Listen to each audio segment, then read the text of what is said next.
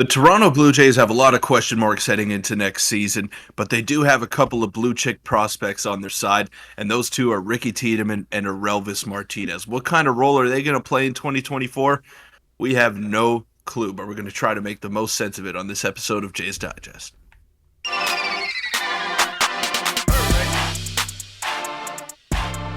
What's up, Jays fans? I'm your host, Peter Vryonis, alongside host Nick Gosse. Now, Ricky Tiedemann and Orelvis Martinez are the two top prospects in the Blue Jays farm system as it stands right now, and they're pretty close to the major leagues. Orelvis Martinez tore it up in AAA last year. He made some incredible strides as a hitter with his plate approach and just really honed into his power that has been having scouts salivating over this guy for the past couple of years, and he's only 21 years old. So is he ready yet?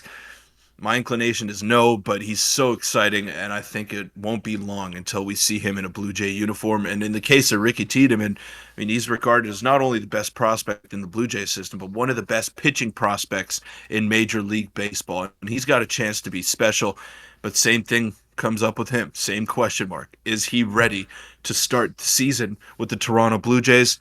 That's up to them to figure out. Yeah, a couple of key prospects we'll discuss today. Before we get into it, a quick reminder to hit the subscribe button. We are on the road to 12,000 subs, and let's just get right into it. You mentioned them. We're going to be focusing on Orelvis and Ricky Tiedemann. We did a video the other day on a couple of the prospects who aren't as close, and Amala, Palmajani, people like that. And, Peter, let's just start with looking at the Jays' top 5 prospects. And you see, Namala, like we discussed in the other videos there, but Ricky Tiedemann and Orelvis Martinez start at the top 2 with their ETAs both being next season. And the chances of this actually happening, given the way that Ross Atkins has constructed this roster, is a little bit unlikely, I would say, specifically with the addition of Isaiah Kiner-Falefa. But let's start with Orelvis Martinez. You mentioned it. His power was off the charts. He had his best minor league professional baseball season last year, and he is about as MLB ready as you can probably get for a prospect coming off a season where he hit 28 home runs. The season before, he hit 30 home runs, but the on-base percentage went up by a ton. His approach was way better, took way more walks. This guy is very exciting if you're a Jays fan. I think he has a lot of value. I just don't know what they're going to do with him next season. Well, we've seen him really play well in spring training over the past couple of seasons, and that had fans super excited. We were wondering, okay, this guy seems ready. This guy seems like he's ready to take that leap to the major league level. But then he starts the year a little bit slow in Double-A. He's not able to get on base at the clip that you'd like to see. Look, the batting average is never going to be spectacular. If you're looking at batting average for Orelvis Martinez, you're going to be disappointed. But it's the other stats that really stand out. It's that on-base percentage that really climbed up last season, and that slugging percentage. Anytime you're near 500 means you got an elite power bat on your side. So he's got the tools. He's got big-time power. He's got a cannon of an arm at third base. Whoever you put at third base is going to be a downgrade defensively from what we've seen over the past few years with Matt Chapman. But that's not what you're bringing this guy up for. You're bringing him up to mash, and he's going to mash with regularity. I think he's close, and I'll actually argue with your point here, Nick, that with the way that this Blue Jays team is constructed, the way that they've been sort of passive in free agency, it indicates to me that maybe Orelvis Martinez has a legit shot to make the opening day roster.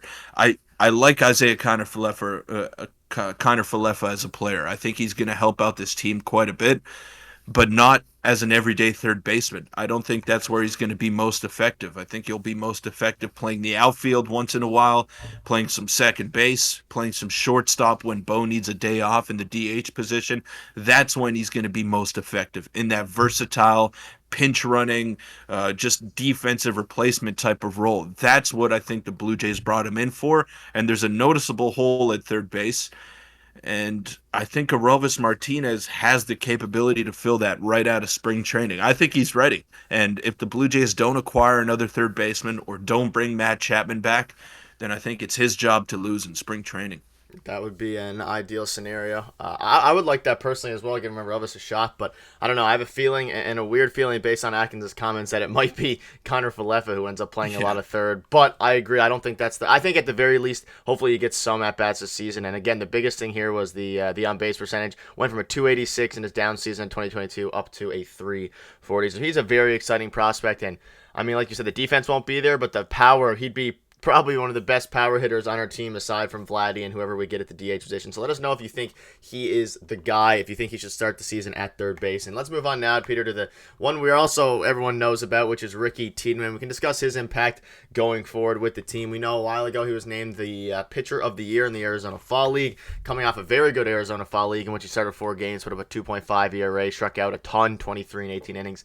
He had a bit of a rough season in Double A. It was a bit of a weird year. He had some injuries, but this guy is a top 35 prospect in baseball, according to most, or at least one of some of these rankings. And Peter, what are your thoughts on Tiedemann? Do you think he's going to have a role this year? I don't think he breaks camp with the team. I think Manoah, that's his job to lose there, along with a couple of other guys. Even Mitch White is up for consideration. But I think you have to figure he makes some sort of impact at some point for the Jays this season.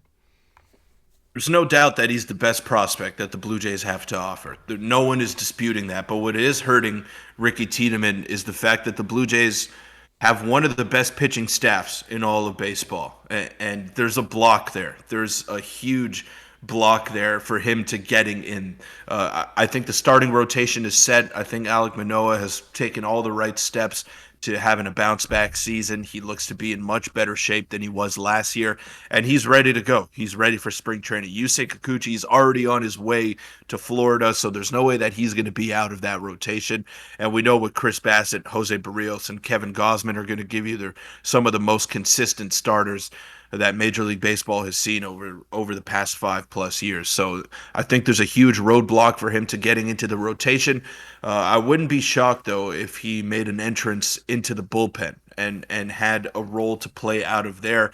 Now, I know it's not ideal to have your top prospect, who's regarded as one of the best pitchers in the minor league system, to be a reliever, and when he's touted as a starter, I know that might scare some people off, and that might anger the fan base a little bit, but there's just no room for him as it stands at this moment in the rotation. And I'm looking at the Houston Astros as a prime example, what they did with Hunter Brown. He was one of the top pitching prospects. He came up, he threw about 20-ish innings out of the bullpen, and then the next year he started the year in the rotation. He's been up and down ever since. I don't know if he's as good of a pitching prospect as Ricky Tiedemann was, but I want the Blue Jays to take that same sort of approach with him.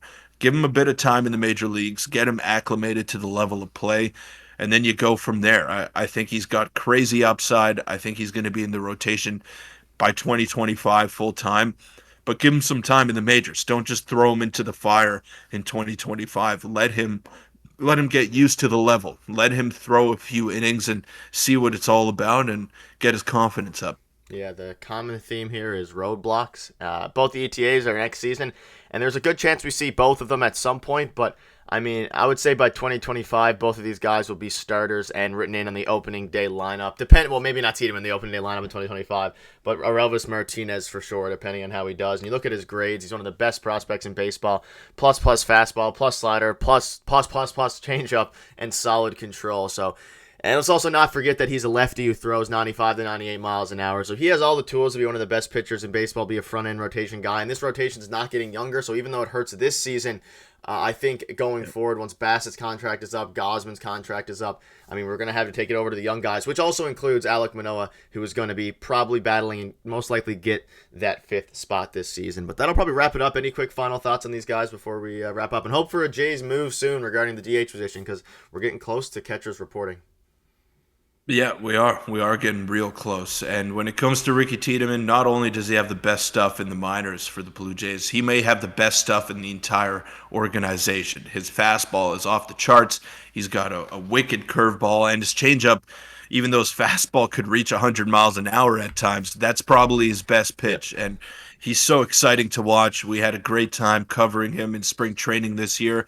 I'm looking forward to doing that exact same thing this season, Nick, and getting that baseball tingle, man. I'm really getting close. I can't wait for spring training to start. I can't wait for the season to start, and I'm excited about this team.